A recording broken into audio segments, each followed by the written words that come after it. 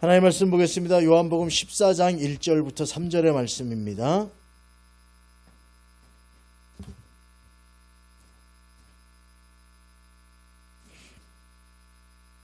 우리 짧은 본문이니까요, 같이 합독하도록 하겠습니다. 14장 1절부터 3절까지 말씀입니다. 같이 읽습니다. 시작. 너희는 마음에 근심하지 말라. 하나님을 믿으니 또 나를 믿으라. 내 아버지 집에 거할 곳이 많도다. 그렇지 않으면 너희에게 일렀으리라. 내가 너희를 위하여 거처를 예비하러 가노니 가서 너희를 위하여 거처를 예비하면 내가 다시 와서 너희를 내게로 영접하여 나 있는 곳에 너희도 있게 하리라. 아멘. 우리 임마누엘 찬양대 찬양으로 하나님께 영광 올려드리겠습니다.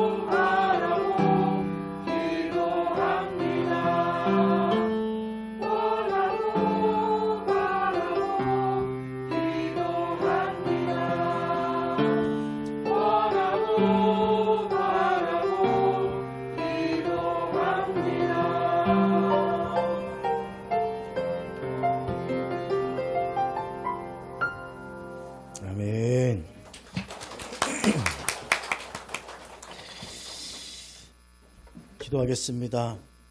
하나님 감사합니다. 우리가 주님의 성품을 닮아가는 귀한 삶을 살게 하시고 하나님과 동행하는 삶을 살게 하셔서 아버지 어떤 순간과 어떤 상황 속에서도 하나님을 의지하고 하나님을 경험하는 귀한 신앙의 삶을 살아가는 우리 모두가 되게 하여 주시옵소서. 주님, 오늘도 말씀 가운데 섭니다. 충만하게 인도해 주시고 기쁨으로 채우시고 아버지 하나님의 역사를 경험하는 귀한 시간이 되도록 주님 인도하시고 성령으로 우리들에게 하나님의 말씀을 가르쳐 주시옵소서. 예수님의 이름으로 기도드리옵나이다. 아멘. 할렐루야. 할렐루야. 우리 옆분들하고 인사하시지요. 사랑하고 축복합니다. 사랑하고 축복합니다. 예. 우리 강현정 집사님 화장하셨나 보네. 장염으로 살도 빠지고 고생하셨는데 꽉 채우니까 좋아요. 우리 찬양대는 늘 조심하세요. 저희 어머니가 일부 예배를 드리고 와서 우리 교회 예배를 또 드립니다. 강현진 집사님이 장염 걸려가지고 몇 주 안 나오는 동안 얼마나 많이 기도했는지 모른대요. 아, 왜 그 집사님이 안 보여요? 목사님 아파요. 기도한다고. 저도 행복한 것 같아요. 저만을 위해 기도하는 줄 알았더니 우리 성도님들을 위해서 기도하고 그러시는 것 같아요. 힘들 때도 있고 어려울 때도 있지만 하나님의 도우심을 믿고 늘 하나님 붙들고 다시 신앙의 충만함 속에 끝까지 걸어가는 저와 여러분 되시기를 주님의 이름으로 축원드립니다. 너희는 마음에 근심하지 말라. 하나님을 믿으니 또 나를 믿으라. 예수님께서 이 말씀하신 때에는 십자가 지시기 전날 주께서 하신 말씀이에요. 당시 제자들의 마음은 불안과 두려움으로 가득 차 있었습니다. 생업을 다 포기하고 일생 주님만을 따르며 주께서 열어주시는 메시아 왕국의 큰 일꾼 되겠노라고 따라왔는데 주님이 십자가 지시고 죽으셔야겠다는 말씀을 하셨을 때 그들은 너무너무 실망했어요. 절망했습니다. 스승을 따르며 모든 것을 걸었는데 예수님의 고난과 십자가는 자신들의 실패와도 같은 것이었기 때문에 그렇습니다. 바로 그 순간 주님은 제자들을 향해 분명히 말씀하셨습니다. 하나님을 믿으니 또 나를 믿으라. 주님은 단순히 당장의 위로가 아니라 내가 너희를 위하여 처소를 예비하러 간다 말씀하시며 죽음 이후와 영원한 미래까지 책임져 주실 분이라고 하는 것을 선포하고 있는 것입니다. 우리의 믿음도 마찬가지입니다. 주님께서 이미 십자가에서 우리 죄를 담당하셨고 그리고 죽음 이후에 영원한 미래까지 약속받았다면 우리의 남은 생애 또한 그분께 맡길 수 있는 분이다 라고 하는 사실입니다. 세상에 맡기면 다 됩니까? 물질에 맡기면 좀 편할 수 있잖아요. 내 건강을 믿습니까? 아니요. 저도 보니까 저는 언제까지나 건강할 줄 알았어요. 근데 이게 그렇지 않더라고요. 나이가 들어가면서 우리의 몸도 기계처럼 조금씩 나빠지기 시작하잖아요. 관리하지 않으면 문제가 되잖아요. 주먹을 믿고 사는 분들도 있어요. 근데 그 주먹이 언제까지 그래요? 요즘은 중고등학생 애들한테 대들었다간 어떻게 돼요? 옛날엔 어른들이 하는 말을 들었거든요. 저희 아버지 180 넘는다 그랬잖아요. 저희 동네 오는 길이 좀 외진데 있었어요. 그러면 애들이 꼭 거기서 담배도 피고 돈도 뺏고 그런 애들이 있었어요. 그때도 그러는데 우리 아버지가 성격이 있으셔가지고 그냥 지나가면 되는데 이리 와 너희 몇 살이야? 지금 뭐 하는 거야? 놈들아. 그러면 애들이 그때만 해도 죄송합니다. 그리고 집에 갔어요. 제가 전도사 시절 결혼하고 어머니 아파트에 살았는데 이게 단층 아파트거든요. 근데 2층에 뭐라 그래야 돼요? 정원 같은 게 있어요. 그러니까 옛날 아파트니까 꽤 커요. 그런데 거기에 모여가지고 애들이 싸움을 하는 거예요. 한번 말씀드리지 않았습니까? 한 30명 되는데 내가 보니까 동중이라고 하는 중학교 애들하고 그 학교 주변에 제천중학교 애들이 길 가다가 시비가 붙은 거예요. 그래서 15명씩 여자애들 한 4-5명 있고 남자애들 한 10명 돼서 쫙 줄 서가지고 길에서 하는데 우리 집 거기 서가지고 우리 애기가 희진이가 자고 있는데 말이지 시끄럽게 떠들고 막 야씨 욕하고 막 금방 끝나게 지는데 10분이 돼도 안 가고 20분이 돼도 안 가요. 그냥 나가봤더니 거기에 상가가 있거든요. 가게들이 있는데 주인들이 문 열고 거기 서가지고 다 구경만 하고 있는 거예요. 어른들이 아무도 말리질 못하는 거예요. 불렀습니다. 이리 와. 왜요? 이리 와. 그랬더니 뭔데요? 막 그래 뭔데요? 이리 와. 그 중에 제일 대장 같은 애들을 불렀어요. 이리 와. 명찰 그때는 이렇게 붙이는 거. 명찰내가 딱 잡아댔지. 네 학교 동중이야? 이혜원. 여기 서 있어. 너는 제천중학교 누구야 이거? 이해솔? 새끼들이 너희 거기 서 있어. 니네 학교 선생님 누구야? 내가 지금 전화할 테니까. 지금 많은 짓이야 어른들인데. 이 말이 아파트 단지 안에서 싸움을 해 니들이. 그리고 막 혼을 내고 니들은 다 가지마. 다 여기 서. 똑바로 서. 그래도 말을 듣더라고. 그때만 해도 내가 컸잖아요. 지금 좀 작아졌지만. 그랬더니 죄송합니다. 죄송하면 다야? 몇 분째 이런 거야. 왜? 때리고 싶었어? 그래갖고 용서를 받고 용서를 해주고 다시는 안 그러겠다고. 그리고 딱 돌아서 가는데 누군가 침을 뱉는 순간 야 다시 와. 침 뱉었어? 죄송합니다. 지네끼리. 야 보니까 그죠? 승질 들게 생긴 것 같아. 그때는 그렇게 했어요. 제가 지금 애들이 싸우면 어떡할 것 같아요? 그 가게 주인들 같을 것 같아. 신고하든지 그거밖에 더 있겠어요. 애들이 무서워요 요즘은. 부모님들이 그냥 애지중지 키워가지고 권위에 대한 의식이 없어요. 학교 선생님 얼마나 힘들어요. 애들이 막 싸우고 다니고 막 그래도 말리지도 못해요 요즘은. 왜? 지네끼리 휴대폰 찍어가지고 몇 명이 입 맞춰가지고 선생님이 때렸다. 그렇게 올리면 선생님 너무 힘들거든. 불려가야 되고 이렇게 해야 되니까 귀찮은 거야. 요한계시록에 있는 것처럼 의로운 자는 의로운 대로 죄인들은 죄인 그대로 네 멋대로 살아라. 그러나 심판이 있다 이렇게 끝나잖아요 요한계시록이. 그거하고 똑같은 것 같아요. 왜 이렇게 됐을까?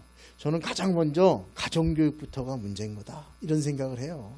선생님이 무슨 문제가 있겠어요. 와서 애들 가르치는데 집에서 이렇게 키우는 거죠. 집에서 뭐라 그러고 반항해도 가만 냅두는 거죠. 사랑으로 물론 감싸주지만 또 요즘은 부모님이 손대면 애들이 신고하죠. 그죠? 엄마 아빠가 폭력을 행사한다고. 나라도 법을 바꿔야 돼요. 애들이 귀하긴 한데 훈육은 필요한데 그게 안 돼서 그런 것 같아요. 그게 또 지혜로운 아이들은 엄마 아빠 말 듣잖아요. 이쯤은 무서워요. 정말 야, 왜 이렇게 힘들까? 애들이 왜 이렇게 무서울까? 이런 생각이 들 때도 있어요. 근데 또 하나 그럼에도 불구하고 바른 가르침을 하면 바르게 성장하고 바르게 크잖아요. 사랑하는 여러분, 우리가 이 땅을 사는 동안 어려운 일들 만나고 힘든 일들 만나고 때로는 내 인생이 실패 같고 그러한 삶이 느껴질 때 있을지라도 저와 여러분이 이 땅 전부만 보고 내 힘만 믿고 세상 그 아이들이 하는 것처럼 그 순간만이 전부인 줄 알고 살아가는 그런 인생이 아니라 영원한 하나님 나라를 바라보며 한 번밖에 없는 인생 주께 영광 돌리며 살겠다고 그렇게 신앙인이 되었잖아요. 다시 마음을 다잡고 다시 새로움으로 다시 하나님의 인도함 속에 걸어가는 삶을 통해서 세상 것 믿고 사는 인생이 아니라 주님 믿고 살아가는 그런 복된 인생 되시기를 주님의 이름으로 축원드립니다. 한 성도님이 목사님을 찾아왔습니다. 그분은 오랫동안 의식불명의 중환자들을 위해 기도하고 그렇게 다녔던 기독교 병원에서 그런 사역을 했던 분이에요. 어느 날 정기적으로 찾아가던 환자가 움직이기 시작하는 걸 느꼈어요. 손가락이 움직이더니 어느 날 기도하는데 눈을 뜬 거예요. 너무 기뻐가지고 쳐다보는데 갑자기 그 환자가 얼굴을 찌그러뜨리면서 자기를 쳐다보면서 뭐라고 그러는 거예요. 그 순간 너무 당황을 해가지고 귀신이 들어왔나? 그 순간 사탄아 물러가라, 예수의 이름으로 물러가라, 그렇게 기도하고 왔다는 거예요. 그래서 목사님 이번 주에 또 봉사로 가야 되는데 그 사람 만나는 게 두려워요, 그렇게 얘기했대요. 그러니까 목사님이 얘기했습니다. 만약 그 환자가 귀신에게 붙잡힌 것이라면 하나님보다 귀신이 더 강한다는 뜻밖에 되지 않겠습니까? 성도님이 오랜 세월 기도하고 그를 위해서 그렇게 헌신하고, 그도 처음엔 예수 믿는 사람이었다며요. 그런 분인데 그가 눈을 뜬 순간 귀신이 들어왔다? 그거 아닙니다. 그동안 다 듣고 있었을 거예요. 성도님의 기도에 감사해서 몸이 움직이는 순간 성도님을 바라보며 너무 감사하다고 그 이야기를 하고 싶었는데 그동안 몇 년 동안 쓰지 않았던 이 근육들을 움직이려니까 얼굴이 일그러지고, 그죠? 그렇게 된 건데 이 성도님은 너무 얼굴이 그냥 보기에 무서우니까 귀신이 들어왔다 생각하고 사탄아 물러가라 그랬던 거 아닙니까? 그는 굳은 얼굴로 오히려 성도님께 감사하려고 그렇게 애썼는데 그 표정이 두려움으로 보였을 뿐이죠. 중증마비 환자가 무엇을 말하려고 할 때 굳은 얼굴을 일그려야 말하는 거 똑같잖아요. 성도님의 반응을 보고 그 환자는 절망했을 거예요. 그리고 그 환자가 그 사탄아 물러가라 그랬더니 고개를 돌리고 멍하니 하늘을 바라보고 있다가 눈을 감았다는 거예요. 성도님의 반응을 보고 그 환자는 절망했을 것이고 스스로 눈을 감았을 것입니다. 성도님, 천국은 우리 표정으로 가는 것이 아니라 예수 그리스도의 은혜로 가는 것입니다. 아무 걱정하지 마시고 오늘 가셔서 기도하면서 하나님이 당신을 사랑하십니다. 말하지 않아도 압니다. 그렇게 이야기해 주십시오. 그렇게 이야기했다는 거예요. 임종을 앞둔 어느 가정에 신방을 갔는데 온 가족들이 모여서 찬송을 부르고 있는 거예요. 근데 가족들의 얼굴 표정이 너무 힘들어요. 그래서 물어봤어요. 아니 왜 이렇게 힘들어하냐고 그랬더니 찬송을 8시간째 하고 있다고. 8시간째 하고 있냐고. 왜 그러냐고 그랬더니 임종하는 마지막 순간에 찬양하지 않고 기도하지 않으면 마귀가 와서 그 영혼을 훔쳐간다고 어느 분이 그렇게 얘기했다는 거예요. 그래서 혹시나 마귀가 영혼을 가져갈까봐 걱정이 돼가지고 그렇게 찬양하는데 8시간째 찬양하니까 너무 힘들어가지고 다 지쳐서 그렇다고. 성도님, 잘못된 두려움에서 벗어나십시오. 그것은 복음이 아닙니다. 우리가 예수 그리스도를 믿는 순간 우리의 영혼은 이미 주의 손안에 있는 것이고 그 순간에, 임종의 순간에 위로를 위해 찬양은 필요한 것이지만 영혼을 지키려는 방패로 사용되는 게 아니라 주님께 감사드리는 고백의 찬양일 뿐이지요. 만약 우리의 구원이 찬송 몇 줄, 기도 몇 줄에 달려 있다면 그것은 무력한 구원이고 예수 그리스도가 십자가 지시고 이루신 구원에 대한 잘못된 복음의 모습입니다 라고 바르게 얘기해 줬더니 그때서야 찬양을 멈추고 쉬고 감사하며 기도하더라는 거예요.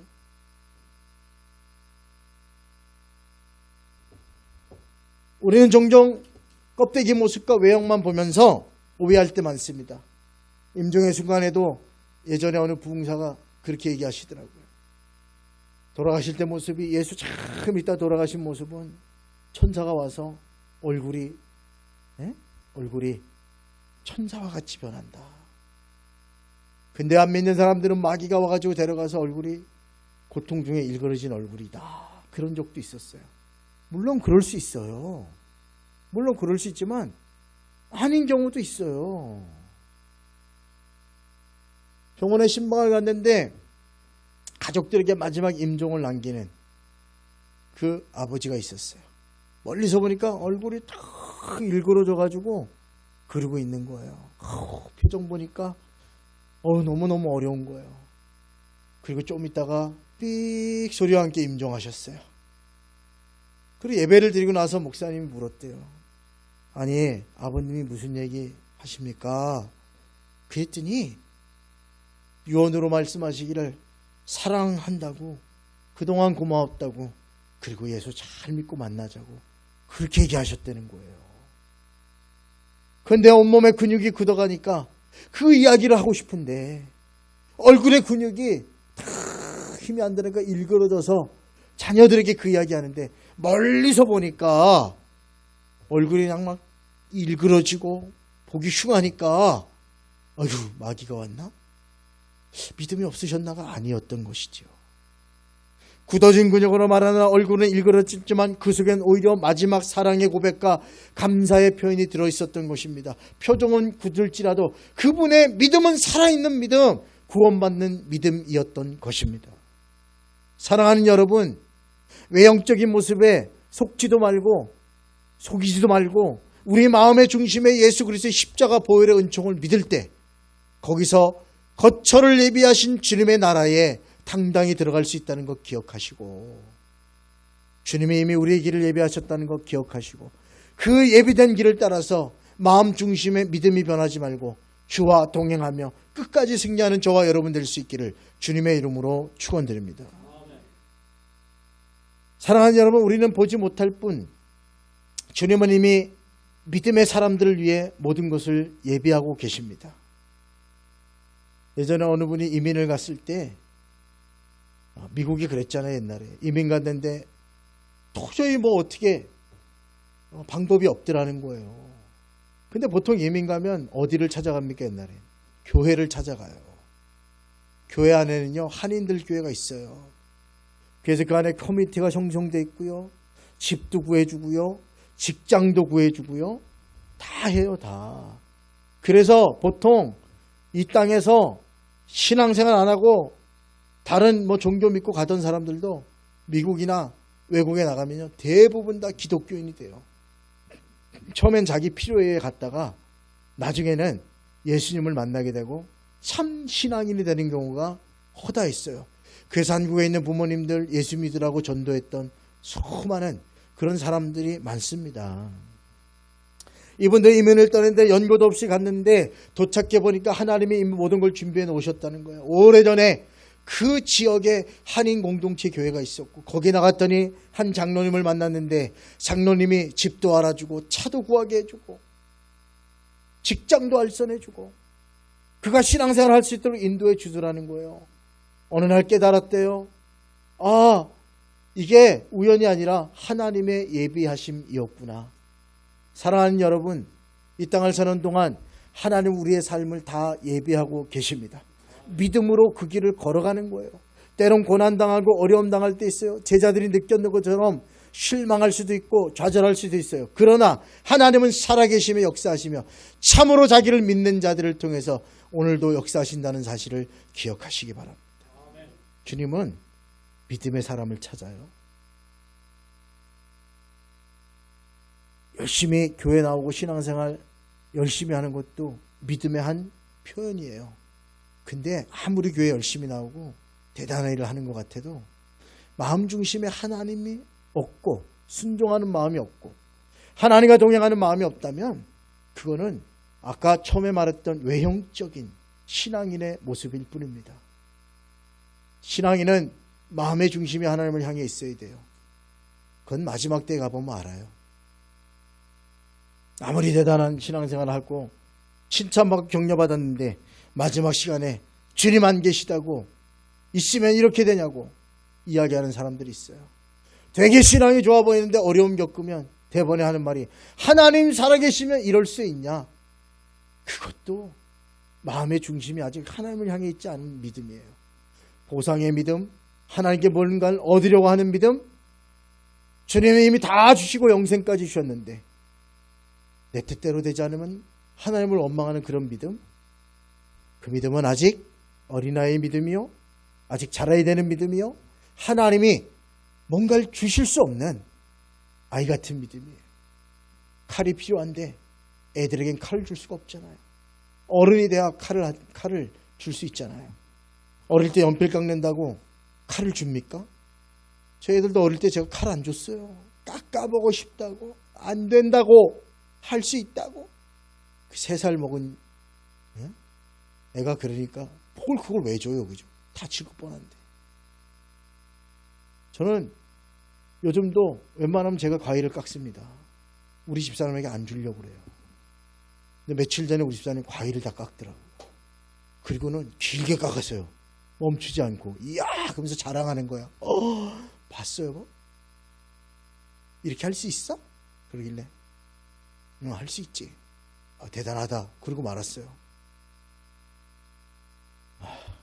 이만하던 과일이 요만해졌어요. 좀 얇게나 깎지.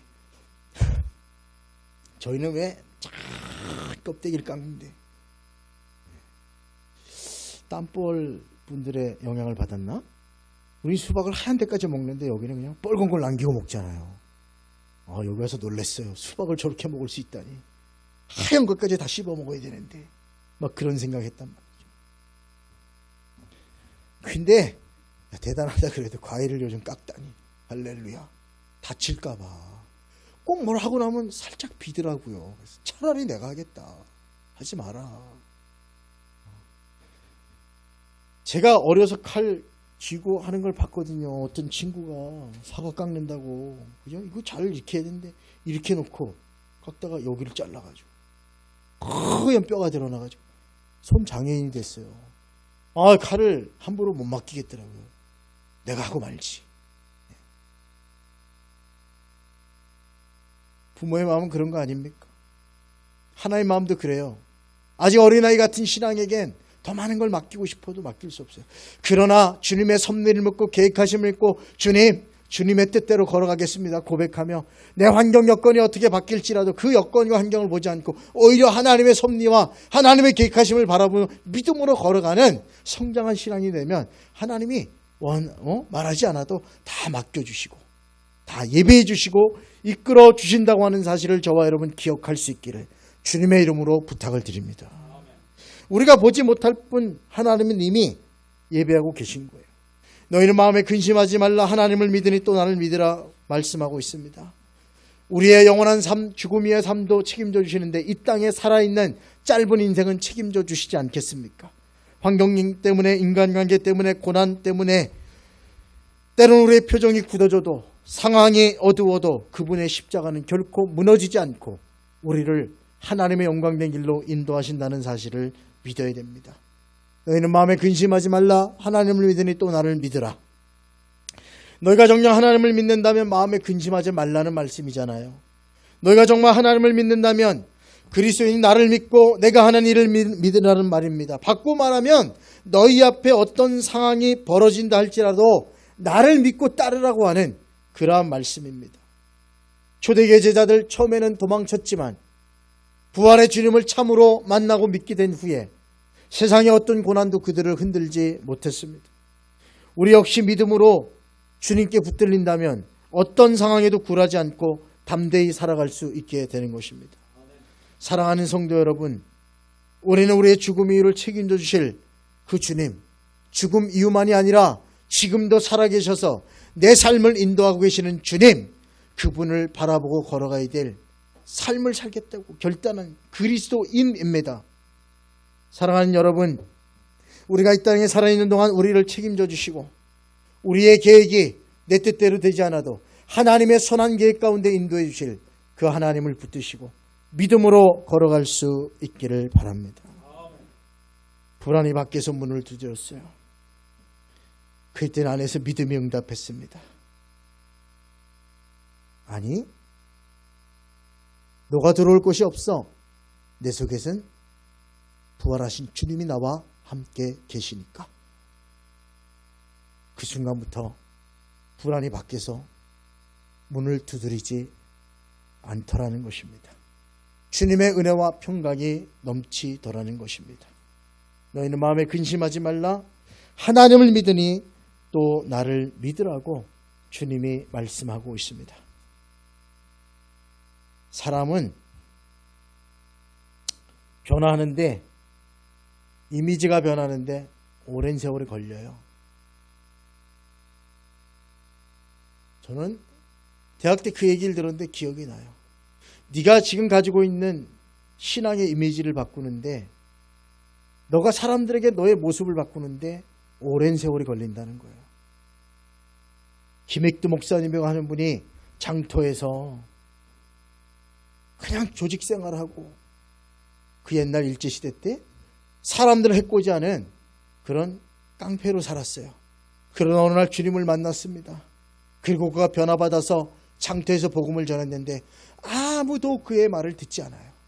아이, 저 김익두 저거 우리를 속이는 걸 거야, 다 피해.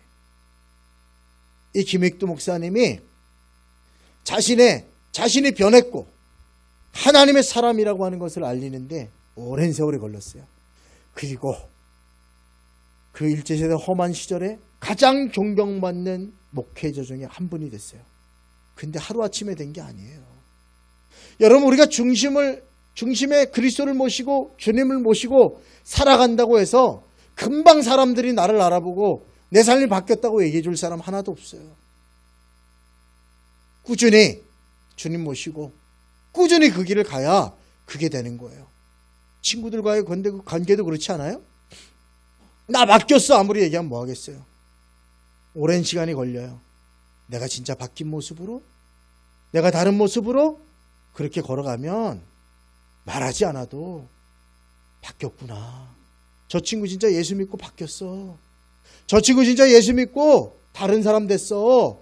그렇게 인정하고 진정한 친구들이 생기는 거예요. 나 지금 바뀌었다고 아무리 얘기해도 소용없어요. 오늘 결단하고 내가 주님만 따라가겠다고 그렇게 여러분이 결단해도 그거 사람들이 인정하는데 오랜 시간이 걸려요. 그래서 하나님을 바라보고 믿음의 사람들과 함께 바른 행동을 하며 바른 신앙의 걸음을 걸으며 바른 하나님의 사람들로 그렇게 주님 손에 붙들려 걸어간다면, 때가 되면 진짜 주께서 인정해 주시는 것처럼 세상 속에서도 인정받는 하나님의 사람이 되는 것입니다. 사랑하는 여러분, 급변하는 시대 속에서 불안해하지 말고 우리의 문을 불안과 두려움에게 열어주지 말고 오직 주님께만 열어주시고 주님이 나와 함께 계신다 그렇게 찬양하며 주의 선하심과 계획하심을 믿으면서 이 땅의 삶을 살아가시기 바라고, 이후의 삶도 맡기고 열심히 허락하신 날까지 최선을 다해서 주신 사명 감당하는 저와 여러분 모두가 될 수 있기를 주님의 이름으로 축원드립니다. 기도하겠습니다. 하나님 아버지, 급변하는 시대 속에 불안한 일이 우리의 문을 두드립니다. 그러나 오늘 말씀처럼 우리 안에서 믿음으로 응답하게 하시고 나의 죽음 위에 책임져 주시는 주님께서 내가 살아있는 동안에도 내 삶을 책임져 주실 줄 믿고 내 뜻이 어그러져도 그 속에서 새로운 주님의 일을 발견하게 하시고 불안의 포로가 되지 않게 하여 주시옵소서. 오직 그리스도의 십자가를 붙들고 평강과 소망 가운데 살게 하시고 주님의 길, 생명의 길을 담대히 걸어가는 하나님을 중심에 모신 참된 믿음의 사람들로 살게 하여 주시옵소서. 예수님의 이름으로 축복하며 기도 올리옵나이다. 아멘.